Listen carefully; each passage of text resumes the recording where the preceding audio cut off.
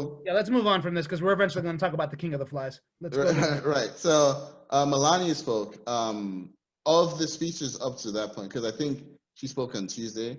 That was the first time that I listened to a speech. I was like, okay, like I feel a little better about what's going on here. She didn't try to, make Donald Trump be the saint, right? Like make him out to be the nicest person or whatever. She said that let's reelect him and we'll continue to make America great or something like that, whatever. Which she's doing her job as the first lady and all that stuff. What I really liked about her speech, she started the very first thing she did when she started was to give her condolences to all the families that had lost people to the coronavirus pandemic. That was the very first thing she did. Because every other speaker up to that point, when talking about coronavirus, would talk about how Trump was so quick to handle it, and if not for him, millions would have died. And every other speaker, rather than acknowledging people that have died, the first thing was, if not for Trump, we would have been in trouble. But Melania, the first thing she did was, I'd like to send condolences to the people that have lost loved ones. It's such a simple thing to do, and none of them could think to do that before she did it. So I appreciated that from her speech. You were going to say something? No, I'm good.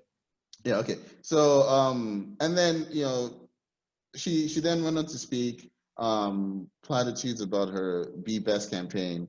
You mentioned it earlier, where you have a campaign about cyberbullying, but yet you're super silent on your husband, who's the biggest cyberbully on the planet.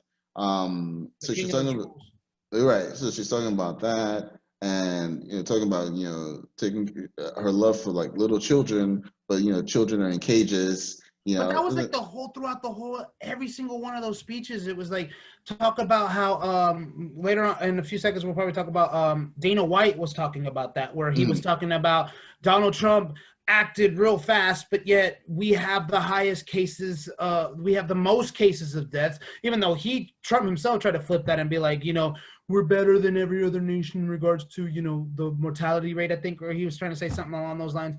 And it was with that. It was with civil unrest. They're talking about, people are trying to do, trying to run the streets and do all this and all that, which I'm like, that's literally happening under this presidency. Like, yeah, you guys are tone deaf.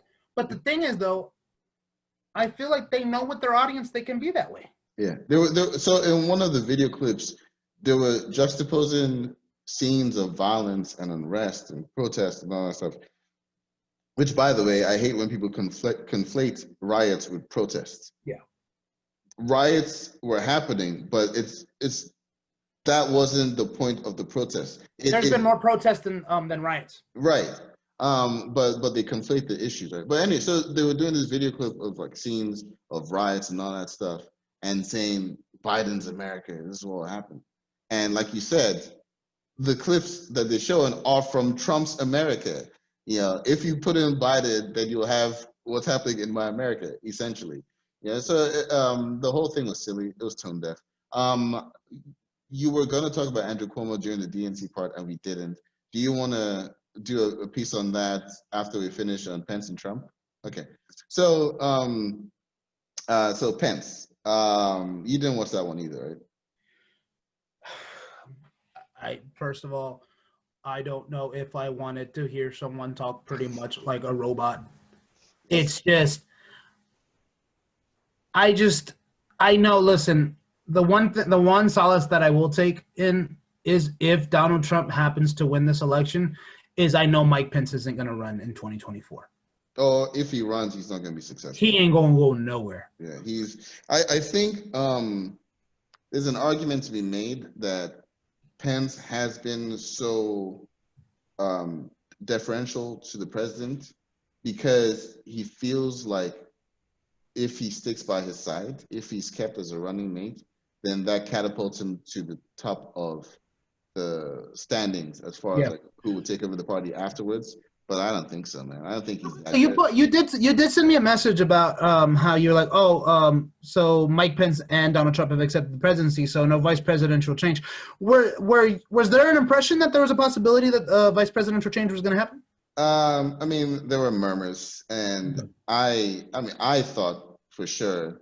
I've been thinking this since 2017 that there's no way Yeah. that Trump, if his next opponent happens to be a woman or someone that picks a woman VP, there's no way Trump doesn't say, "All right, I'm going to switch VPs," which is why. Yeah, but remember, it was two old ass white guys that beat the first woman presidential candidate. Right, I right, think he right. kind of looked at that. Oh, that's not a big deal for me on my end because the people that will let me in, there's this whole idea of possibility of misogyny being the reason why Hillary lost, which I could say that probably does cater into about a small percentage. I don't think it's a huge percentage, but I think it's a small percentage was misogynistic that they didn't want to vote for her. Yeah. But you could flip it around and say, well, if that's the case, then why did they? I was like, the majority of the people that are misogynistic, they're also racist. So it's just they voted in a black guy. So it's not. I don't think it was that. But yeah, but those aren't the guys that voted in a black guy. They just happen to be outnumbered.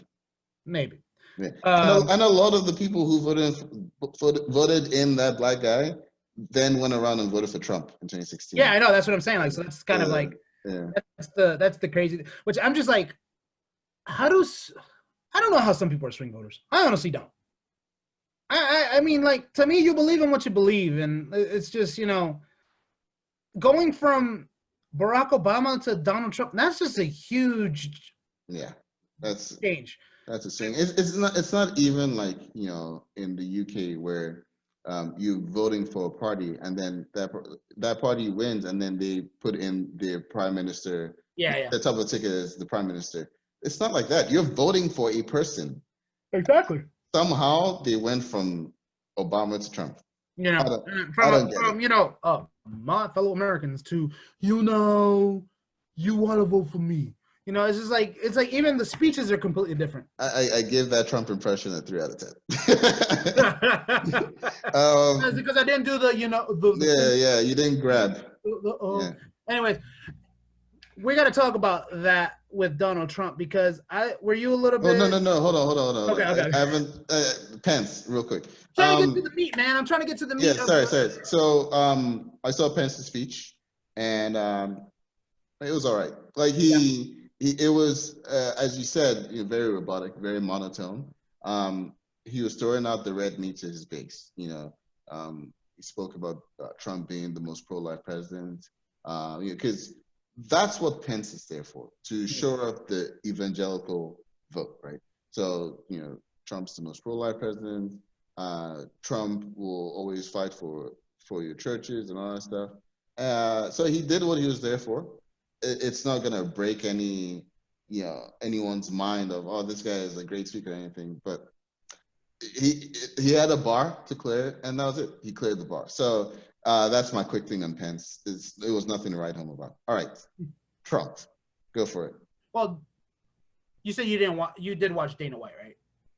Yeah. Sorry, let's go. Yeah, let's talk about Dana White. Just real quickly, because I want to talk about, because I think that out of all he's the one that I like the least. Mm-hmm. Just because he was like, stop yelling, homie. Yeah. Like, you're yelling, acting like you're about to fight somebody. And then it's just like there was aggressive. In the same tone deafness where he tried to boost his own response to the coronavirus, when in his response to the coronavirus, they were completely scrutinized for continuing to have live shows with audiences when everybody else was starting to stop doing that, right? And then the UFC had decided that they were going to make an island of fighters, which I think they're still Fight doing. Islands, yeah. Fight Island, yeah, or whatever. And then you're talking about how our response is the reason why all these other sports came out, which is a lie, because these sports came out after, 3 months after, 2 months after they figured out this is the seriousness of the coronavirus. He kept going on despite the coronavirus, where these people started it after the coronavirus had started, and then they decided, MLS, MLB, NBA, all that stuff. So just carrying on to the theme of tone deafness, like It- you didn't have a great response. The UFC did not have a great response to coronavirus, but he wanted to act like they did. Yeah, and just one more thing on Dana White. We spoke about it in pre-production about how his speech also seemed like it was like an ad for him and the UFC. You know, of like, oh, we were the first to do this, and it almost kind of shows you the kind of person that he's friends with. Like this is like, I like you because you like me. You know, Yeah. you And not like only that, I bragging like about you yourself because you like yourself a lot. Yes, I Just like like you because you like me. I like you because you are like me, and Yeah. I like you because you like yourself. Yeah. Well, either way, yeah. I just thought it was that speech annoyed me. So, anyways,